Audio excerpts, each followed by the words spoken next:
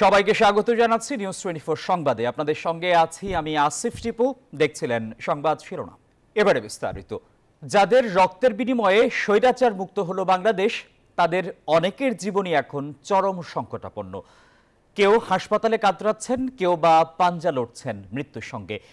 মর্মান্তিক হলেও সত্য, সুচিকিৎসা না পাওয়ায় বিষপানে আত্মহত্যা করতে চেয়েছিলেন জুলাই বিপ্লবে আহত 4 তরুণ।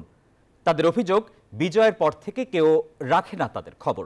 এনসিপি নেতা সার্জিস আলম বলেন, কোনো ব্যক্তি বা দল নয়, রাষ্ট্রকে নিতে হবে আহত জুলাই যোদ্ধাদের দায়িত্ব।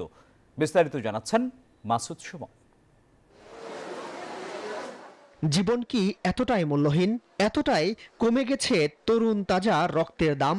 নয়তো যাদের জীবনের বিনিময়ে ফ্যাসিবাদ মুক্ত হয়েছে দেশ, সুচিকিৎসা পেতে কেন বিষ পানে আত্মহত্যার পথ বেছে নিতে হবে এসব জুলাই যোদ্ধাদের? বৃষ্টির শেষে ছাতাটারও বোঝা মনে হয়। আমরা এমন একটা পরিবেশ আর এমন একটা অবস্থায় এখন বাস করতেছি। হতে পারে আমি সহ আমাদের আহত 22,000 বাইরের দুর্ভাগ্য, আমরা দেশ বাঁচাইতে পারলেও নিজেকে বাঁচাইতে পারিনি। কতটা অদম্য সাহসে পুলিশের বেহিসাবি গুলির মুখে বুক পেতে দিয়েছিল লাখ লাখ তরুণ। নতুন বাংলাদেশ চেয়েছিল তারা, চেয়েছিল বৈষম্যহীন নতুন জীবন। কিন্তু কয়েক মাসের মধ্যেই স্বপ্নে ধরা দেয় মরীচিকা, আর আশার গুড়ে পড়ে বালি। এ যেন শহীদ পরিবার আর বিপ্লবী রক্তের সাথে চরম বিশ্বাসঘাতকতা। আমরা যেটা আশা করছিলাম তেমন কিছুই হচ্ছে না, উল্টা আমরা প্রতিনিয়তই অবহেলিত শিকার হচ্ছে। দিন চলতেছে না, একবারেই চলতেছে না। একজনের খাবার দিতেছে, আমার এই খাবার দিয়ে আমার আরেকজন খাইতে পারে না। যা আশ্বাস দিছে সরকার, সে আশ্বাস অনুযায়ী তো আমাদের কাজটা হচ্ছে না।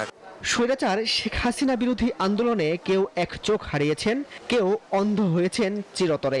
আশার আলো নিভেছে অনেক পরিবারের। আর যারা পঙ্গু হয়ে হাসপাতালের বিছানায় পাঞ্জা লড়ছেন মৃত্যুর সঙ্গে, অমানবিক দুঃখ কষ্টে কাটছে তাদের জীবন। চিকিৎসার অভাবে আপনার এই জায়গায় পোকা হয়ে গেছে। দেখানোর পরে বলছে যে গুড, এর আগে দেখাইছি গুড, সব জায়গাতেই খালি গুড। তাহলে চোখের ব্যথা কি জন্য? আর একটু রোদের উপরে গেলে পরে চোখের দিয়ে তাকাইতেও পারি না। জুলাই যোদ্ধাদের অভিযোগ, বিজয়ের পর কেউ তাদের খবর রাখেন না, ঠিকমতো চিকিৎসা পাচ্ছেন না আহতরা, নিহতদের পরিবার পাচ্ছে না সরকারি সহায়তা, ফোন ধরেন না এনসিপি নেতারা, এমনকি দেন না SMS এরও জবাব। সব মিলিয়ে এক বুক অভিমান আর সীমাহীন অপ্রাপ্তিতে এখনো বেঁচে আছেন স্বপ্নবাজ তরুণরা। আমাদেরকে নিয়ে চিকিৎসার জন্য একটা করছিল, মানে 6 জন প্রতিনিধি বিশিষ্ট একটা টিম করছিল। এই 6 জন তাকে SMS দিয়েও এখন পায় না। এই যে নাগরিক পার্টি নতুন এনসিপি হয়েছে, তাদের লোক এখনো আসছে না। 24 ঘন্টা হয়ে যাচ্ছে, কিন্তু তাদের কানে তারা কিন্তু নিউজ দেখছে আমরা এইগুলো করছি। অভিযোগ এখানেই শেষ নয়। শারীরিক অবস্থার চরম অবনতি হলে উন্নত চিকিৎসার জন্য সিঙ্গাপুর নেওয়া হয় কয়েকজনকে। সেখানেও মিলেছে সীমাহীন অবহেলা, যা কাম্য নয় কোনোভাবেই। আমরা আমাদেরকে স্বাস্থ্য প্রতিষ্ঠান পিয়ে যে বাসাতে রাখছে, টাকার কথা ছিল হসপিটাল, না রেখে ওনার আন্ডারে রাখছে, যে আমরা চিকিৎসা পাচ্ছি না। খাবারের টাকা আমাদের 1 সপ্তাহ 10 দিন হয়ে যায়, খাবারের টাকা আসে না। রাষ্ট্র কি এসব অভিযোগের দায় এড়াতে পারে, কিংবা পাশ কাটিয়ে যেতে পারে বৈষম্য বিরোধী থেকে জন্ম নেয়া এনসিপি নেতারা? এই দায়িত্ব হচ্ছে রাষ্ট্রের, সরকারের, কোনো ব্যক্তির বা সংগঠনের না। কিন্তু আমাদের একটা দায়বদ্ধতা আছে, কারণ আমরা একসাথে লড়াই করেছিলাম, আমরা সহযোদ্ধা।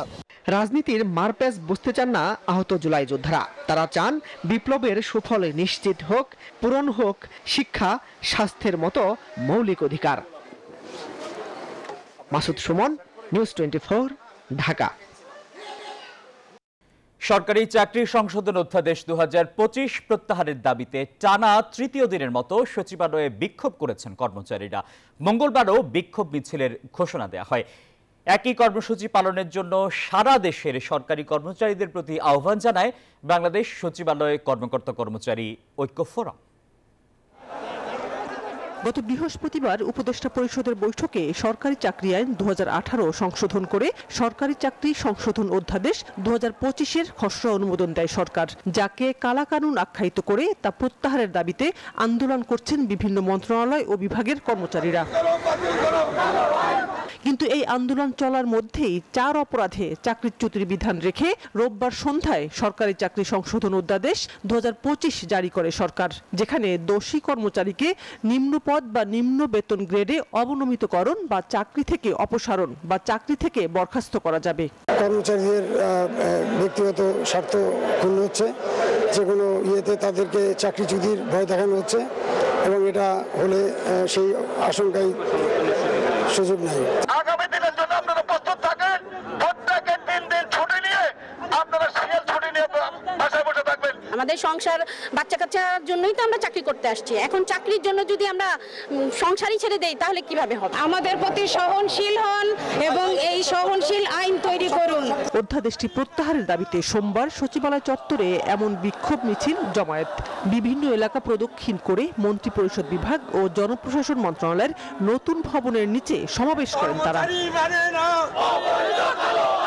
আইন উপদেষ্টার সাথে এ নিয়ে কর্মচারী ঐক্য পরিষদের বৈঠক হওয়ার কথা থাকলেও উপদেষ্টা সচিবালয়ে না আসায় তা হয়নি। শেষমেশ মঙ্গলবারও কর্মসূচি অব্যাহত রাখার ঘোষণা দেয়া হয়।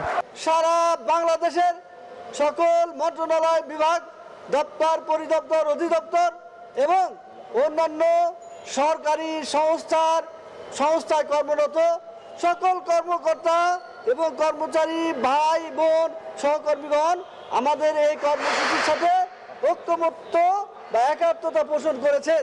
আমরা এই আইন প্রত্যাহার না হওয়া পর্যন্ত আমরা ঘরে ফিরবো না। এখনই আপনারা এই কালো আইন প্রয়োগ করেন না। এই কালো আইন প্রয়োগ করলে আমরা কঠোর হস্তে দমন করব ইনশাল্লাহ। না, আমরা কাজ করব না। ওনাদের কমার আসা পর্যন্ত আমরা কাজে যোগদান করব না। দাবি না মানলে সারা দেশের কর্মকর্তা কর্মচারীদেরকে নিয়ে আরো কঠোর কর্মসূচির ঘোষণা দেয়া হয়। শানাজি ইয়াসমিন, নিউজ 24, ঢাকা। সংস্কার কাজে সচিবালয় বাধা হয়ে দাঁড়ালে তা প্রতিহত করা হবে বলে হুমকি দিয়েছেন এনসিপি নেতা হাসনাত আব্দুল্লাহ। চট্টগ্রামে পথসভার দ্বিতীয় দিনে এসব কথা বলেন তিনি। অন্যদিকে নীলফামারীতে এনসিপির উত্তরাঞ্চলের মুখ্য সংগঠক সার্জিস আলম বলেছেন, জুলাই হত্যাকাণ্ডের বিচার না হওয়া পর্যন্ত অন্তর্বর্তী সরকার অন্য কারো উপর দায়িত্ব দিতে পারে না। দল গোছাতে একের পর এক পথসভায় ব্যস্ত জাতীয় নাগরিক পার্টি এনসিপি। সোমবার চট্টগ্রাম উত্তর জেলায় পথসভা শুরু হয় নগরীর বিপ্লব উদ্যান থেকে। বক্তব্য রাখেন এনসিপির মুখ্য সংগঠক হাসনাত আব্দুল্লাহ। তিনি বলেন, সংস্কার কার্যক্রমে যদি সচিবালয়ে বাধা হয়ে দাঁড়ায় তাহলে জনগণকে সাথে নিয়ে কঠোর হাতে দমন করবে এনসিপি। বাংলাদেশে লক্ষ লক্ষ হাসনাত আব্দুল্লাহ রয়েছে, বেঁচে থাকতে এই সংস্কার কার্যক্রমের যদি বাধা বিশেষ করে সচিবালয় থেকে আসে সেটা কঠোর হস্তে সেটাকে জনগণকে সাথে নিয়ে সেটাকে প্রতিরোধ করা হবে। দ্রুততম সময়ের মধ্যে বিচার, সংস্কার এবং নির্বাচনের রোডম্যাপ প্রকাশ নিয়ে জনপ্রত্যাশা জানতেই কর্মসূচি শুরু করেছে এনসিপি বলে জানান হাসনাত। অভ্যুত্থান পরবর্তী সময়ে নতুন রাজনৈতিক পট পরিবর্তনের অপেক্ষায় রয়েছে। তারা তাদের মতামত জানাতে চায়, আমরা কি বলতে চাই সেটা তারা শুনতে চায়। আমরা মানুষের মধ্যে অপেক্ষা দেখেছি, আগ্রহ দেখেছি এবং নতুন রাজনৈতিক দল নিয়ে তাদের আগ্রহ দেখেছি। এদিকে জাতীয় নাগরিক পার্টির পক্ষ থেকে উত্তরাঞ্চলের নীলফামারীতে পথসভা এবং লিফলেট বিতরণ করেছেন এনসিপির উত্তরাঞ্চলের মুখ্য সংগঠক সার্জিস আলম। তিনি বলেন, জুলাই হত্যাকাণ্ডে খুনিদের বিচার না হওয়া পর্যন্ত অন্তর্বর্তী সরকার অন্য কারো উপর দায়িত্ব দিতে পারবেন না। ওই খুনির বিচার নিশ্চিত না হওয়া পর্যন্ত অন্তর্বর্তীকালীন সরকার তাদের জায়গা থেকে যেন এটা চিন্তা না করে যে অন্য কারো হাতে দায়িত্ব দিয়ে চলে যাবে। মঙ্গলবারও চট্টগ্রাম শহরের বেশ কয়েকটি পথসভা করবে এনসিপি। Desk report, news 24। সুষ্ঠু নির্বাচন আয়োজনে যত দেরি হবে দেশে তত সংকট বাড়বে, এমন মন্তব্য করে বিএনপি নেতারা বলছেন, গণতান্ত্রিক উত্তরণে দেশে এখন নির্বাচন প্রয়োজন। সোমবার রাজধানীতে আলাদা অনুষ্ঠানে তারা এসব কথা বলেন। বিএনপির প্রতিষ্ঠাতা জিয়াউর রহমানের ৪৪তম শাহাদত বার্ষিকী উপলক্ষে সোমবার তার সমাধিসৌধে শ্রদ্ধা জানান নেতাকর্মীরা। বিদেহী আত্মার মাগফিরাত কামনা করে দোয়া ও মোনাজাত করা হয়। শ্রদ্ধা নিবেদন শেষে গণমাধ্যমের মুখোমুখি হন বিএনপির স্থায়ী কমিটির সদস্য গয়েশ্বর চন্দ্র রায়। জানান, গণতান্ত্রিক উত্তরণে দেশে নির্বাচনের প্রয়োজনীয়তার কথা। আমাদের ১৭ বছরের যত আত্মাহুতি, যত গুম, যত নির্যাতন, যত মামলা, সবকিছু শুধুমাত্র একটি সুষ্ঠু অবাধ নির্বাচনের মাধ্যমে জনগণের ভোটাধিকার প্রতিষ্ঠার লড়াইয়ে আমরা আজকে অব্যাহত আছে। জনগণের যে ভোটার অধিকার, জনগণের যে দেশের মালিক, জনগণের সকল ক্ষমতার উৎস, এটা প্রতিষ্ঠা করাই এখন আমাদের মূল। এদিকে ঢাকা রিপোর্টার্স ইউনিটির প্রতিষ্ঠা বার্ষিকীর অনুষ্ঠানে যোগ দেন স্থায়ী কমিটির আরেক সদস্য আমির খসরু মাহমুদ চৌধুরী। বলেন, ভোটের মাধ্যমে দ্রুত গণতন্ত্র না ফিরলে জাতীয় সংকট বাড়বে। Reform only works when you have a democratic order in the country. Reform কাজ করবে না আদারওয়াইজ। মানুষের কাছে দায়বদ্ধ সরকার হতে হবে, জবাবদিহি সরকার হতে হবে, যারা বারবার জনগণের দিকে তাকাতে হবে, জনগণের কাছে যেতে হবে। আমরা একটি সুষ্ঠু নিরপেক্ষ নির্বাচনের মাধ্যমে বাংলাদেশে একটি গণতান্ত্রিক অর্ডার ফিরিয়ে আনতে চাই, এবং এটা যত বিঘ্নিত হবে, যত দেরি হবে, তত বেশি আমাদের সংকট বাড়তে থাকবে। অগণতান্ত্রিক পদ্ধতিতে ক্ষমতায় থাকতে গণমাধ্যমকেও চাপে রাখা হয় বলে মন্তব্য করেন বিএনপির এই জ্যেষ্ঠ নেতা। নির্বাচিত সরকারের অনুপস্থিতি যত বাড়তে থাকবে, আপনি দেখবেন মিডিয়ার উপরে চাপ বাড়তে থাকবে। ফজলে রাব্বি সৌরভ, নিউজ 24, ঢাকা। ভারতের পুশিনের বিষয় গভীরভাবে পর্যবেক্ষণ করছে সরকার। এ বিষয়ে নিয়মিত জোর প্রতিবাদ জানাচ্ছে ঢাকা। সোমবার ব্রিফিংয়ে সাংবাদিকদের প্রশ্নে ভারপ্রাপ্ত পররাষ্ট্র সচিব রুহুল আলম সিদ্দিকী এসব কথা বলেন। জানান, শেখ হাসিনা সহ তার সরকারের পলাতক মন্ত্রীদের বিষয়ে আদালতের নির্দেশনা মেনেই কাজ করছে পররাষ্ট্র মন্ত্রণালয়। সোমবার ব্রিফিংয়ে সচিব জানান, বুধবার 4 দিনের সফরে জাপান যাবেন প্রধান উপদেষ্টা। সফরে 7টি MOU সই হবে। সীমান্ত পথে লাগাতার পুশিন করছে ভারত। সোমবার সকালে খাগড়াছড়ির মাটিরাঙ্গা আচালং সীমান্ত দিয়ে 19 জনকে পুশিন করা হয়। ভারতের হরিয়ানা রাজ্য থেকে গ্রেপ্তার করে মাটিরাঙ্গা সীমান্ত দিয়ে তাদের ঠেলে দেওয়া হয়েছে বলে জানিয়েছেন স্থানীয়রা। একই দিনে হবিগঞ্জের চুনারুঘাটে শিশুসহ 19 জনকে জোর করে ঠেলে দিয়েছে বিএসএফ। বিভিন্ন সীমান্ত পথে চলতি সপ্তাহে বাংলাদেশের কয়েকশো মানুষকে ঠেলে দিয়েছে ভারত। তবে প্রতিটি পুশিনের পর কূটনৈতিক বার্তা পাঠিয়ে প্রতিবাদ করেছে ঢাকা। সেই প্রেক্ষিতে বাংলাদেশকে ফেরত দিতে 2369 জনের তালিকা পাঠিয়েছে ভারত। এ বিষয়ে ভারপ্রাপ্ত পররাষ্ট্র সচিব রুহুল আমিন সিদ্দিকী বলেন, ভারতের পাঠানো তালিকা যাচাই করতে পররাষ্ট্র মন্ত্রণালয়ের সময় লাগছে। এটার একটা অ্যামিকেবল সলিউশন পৌঁছানোর জন্য চেষ্টা করছি আমাদের প্রতিবেশী দেশের সাথে, এবং আমরা চেষ্টা করছি যে যাতে কোনোভাবেই বাংলাদেশি না এরকম কাউকে আমাদের বাংলাদেশে পাঠানো হয়। ভারত থেকে বাংলাদেশ বিরোধী কোনো প্রচারণা যেন না হয় সেই ব্যাপারেও বলা হয়েছে। শেখ হাসিনা সহ তার সময়ের মন্ত্রীদের বিচারের ক্ষেত্রে কোর্টের নির্দেশনা অনুসরণ করছে পররাষ্ট্র মন্ত্রণালয় বলে জানান তিনি।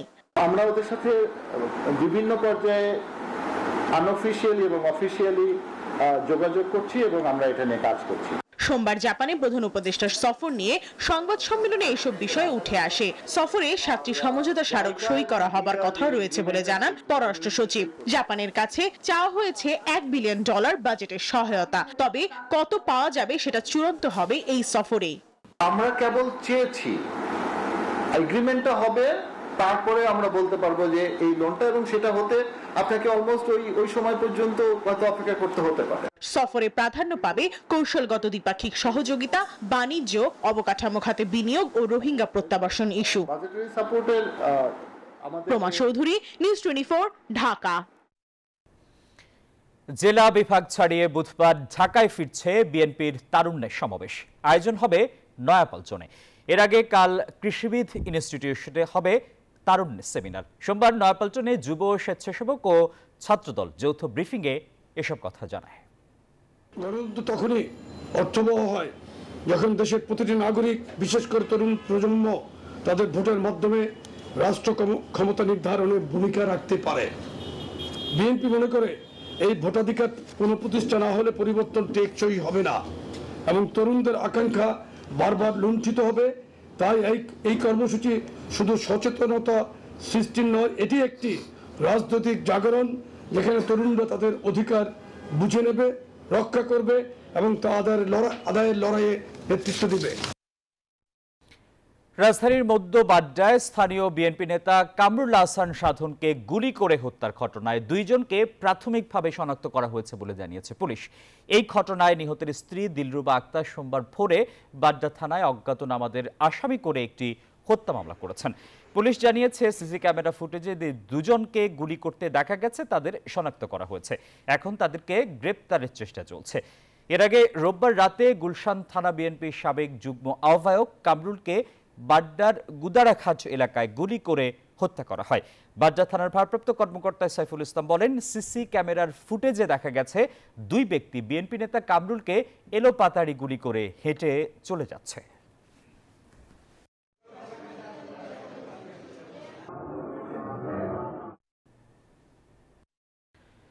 ঢাবি ছাত্রদল নেতা সাম্য হত্যার ঘটনায় তদন্ত প্রতিবেদন উপাচার্যের কাছে জমা দিয়েছে বিশ্ববিদ্যালয়ের তদন্ত কমিটি। তদন্ত কমিটির প্রধান সিদ্দিকুর রহমান নিউজ 24-কে জানান, ঘটনার দুজন প্রত্যক্ষদর্শীর জবানবন্দি সহ যথাযথ প্রক্রিয়া অনুসরণ করে প্রতিবেদন তৈরি করা হয়েছে। প্রত্যক্ষদর্শীদের বিবরণ অনুযায়ী যা সংগঠিত হয়েছিল সেগুলো আমরা সেখানে লিপিবদ্ধ করেছি। তারপরে আমাদের নিজেদের একটা পর্যালোচনা আমরা দিয়েছি যে এটার পরিপ্রেক্ষিতে আমাদের কিছু রিকমেন্ডেশন আছে। আমাদের যে কর্মক্ষমতা কমিটির সেটা কিন্তু পুলিশ বা ডিবি যে তদন্ত করছে তাদের কর্মক্ষমতার সমান না। আমরা একটা পরিস্থিতিটা যেভাবে সংগঠিত হয়েছে এবং এটার আলোকে যা হতে পারে সেইটার ব্যাপারে আমরা একটা পর্যালোচনা দিয়ে কিছু রিকমেন্ডেশন দিয়েছি। 29 মের মধ্যে এনবিআর চেয়ারম্যান আব্দুর রহমান খানের অপসারণের দাবি জানিয়েছে এনবিআর সংস্কার ঐক্য পরিষদ। চেয়ারম্যানের প্রতি বিশ্বাস ও আস্থার চরম সংকট তৈরি হয় এই দাবির ধারাবাহিকতায় লাগাতার অসহযোগ কর্মসূচি চালিয়ে যাবেন তারা। সোমবার দুপুরে এক সংবাদ সম্মেলনে জানানো হয়, কর্মবিরতিতে ক্ষতি পুষিয়ে নিতে নির্ধারিত সময়ের বাইরেও কাজ করার ঘোষণা দেয় এনবিআর সংস্কার ঐক্য পরিষদ। আজ থেকে সকল দপ্তরে পূর্ণ উদ্যমে কাজ চলছে। তবে আমাদের দ্বিতীয় দাবি অর্থাৎ অবিলম্বে জাতীয় রাজস্ব বোর্ডের বর্তমান চেয়ারম্যানকে অপসারণের দাবিটি এখনো পূরণ হয়নি। আমরা আশা করছি সরকার খুব শীঘ্রই এই দাবির পক্ষে একটি ইতিবাচক সিদ্ধান্ত প্রদান করবে। উল্লেখ্য, এরই ধারাবাহিকতায় ইতিপূর্বে ঘোষিত এনবিআর চেয়ারম্যানের সাথে লাগাতার অসহযোগ কর্মসূচি যথারীতি অব্যাহত থাকবে। সিনিয়র খেলোয়াড়রা জাতীয় দল থেকে সরে দাঁড়ানোয় দেশের ক্রিকেটের খারাপ সময় যাচ্ছে বলে মনে করেন বিসিবি পরিচালক ইফতেখার আহমেদ মিঠু। দলের এমন বাজে পারফরমেন্সের পরও কোচদের দোষ দিতে চান না এই পরিচালক। এখনও সাকিব আল হাসানের জাতীয় দলে খেলার সুযোগ রয়েছে বলেও জানান তিনি। মাঠের লড়াইয়ে বড্ড খাপছাড়া বাংলার ছেলেরা। ক্রিকেটের সোনালী সময় অতিবাহিত করে আসা দলটি 22 গজে এখন বড্ড অসহায়। আইসিসির সহযোগী দেশ আরব আমিরাতের বিপক্ষে সিরিজ হারায় গেল রব উঠেছে টাইগার ক্রিকেটে। বিসিবির সভাপতি থেকে শুরু করে পরিচালকরাও আছেন বেশ চাপে। বাংলাদেশের এমন পারফরমেন্সের কারণ খুঁজে পেয়েছেন পরিচালক ইফতেখার মিঠু। ডেফিনেটলি বাংলাদেশ টিমের পারফরমেন্স একটা বড় ইস্যু যে আপনার পপুলারিটির জন্য। সো রাইট নাও যেটা আপনাদের বুঝতে হবে যে আমাদের একটা নতুন টিম, আমাদের যে 4 জন ভেরি সিনিয়র প্লেয়ার চলে যাওয়ার পর একটা ভ্যাকিউম হয়েছে। টাইগারদের এমন হারে অনেকে কোচিং স্টাফদের দায় দেখলেও বোর্ড কর্তারা তা মানতে নারাজ। মাঠে গিয়ে খেলোয়াড়রা তো কোচ আপনাকে শেখাতে পারবে, এটা অ্যাকচুয়ালি খুবই কম সময়। আমরা যে আমাদের কারো এটা দোষারোপ করার কিছু নেই। একটা নতুন ইউনিট দেখেন, যে হেড কোচ বলেন, সালাউদ্দিন বলেন। জাতীয় দল থেকে সাকিব আল হাসান অবসরের ঘোষণা দিয়েছেন আগেই। ক্রিকেটের মানুষ হওয়ায় ফেরার আগ্রহ দেখিয়েছেন মিস্টার 75। রাজনৈতিক টানাপোড়েন অতিক্রম করে জাতীয় দলে তাকে ফেরাতে চায় বিসিবি। সাকিব তো this is the first tournament খেললো আফটার রেকটিফিকেশন। সো এটা সামনে দেখার ব্যাপার যে but he is a world class player. Any টিমের জন্য সে কিন্তু একটা অ্যাসেট। গুলশান ইউথ ক্লাবে বিহার চ্যাম্পিয়ন্স লিগের ফাইনালে উপস্থিত থেকে এসব কথা বলেন তিনি। তার কনসিডারেশনে থাকে। শুভদেবনাথ, নিউজ 24 ঢাকা। কাটাই ছিল নিউজ 24 সংবাদের এখনকার আয়োজন। আরো সংবাদ ও বিশ্লেষণ জানতে ভিজিট করুন news24bd.tv। এতক্ষণ আমাদের সঙ্গে থাকায় সবাইকে ধন্যবাদ।